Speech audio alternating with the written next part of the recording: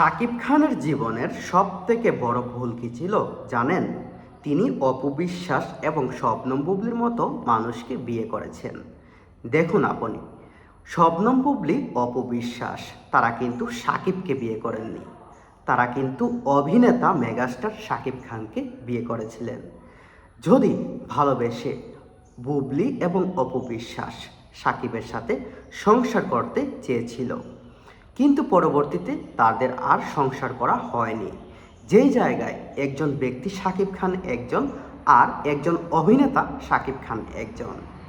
অপু বিশ্বাস বিয়ে করেছিলেন 2018 সালে। অপরদিকে শবনম বুবলি বিয়ে করেছিলেন, অপু বিশ্বাস বিয়ে করেছিলেন 2012 সালের দিক দিয়ে। অপরদিকে শবনম বুবলি শাকিবকে বিয়ে করেছিলেন 2018 সালের দিকে।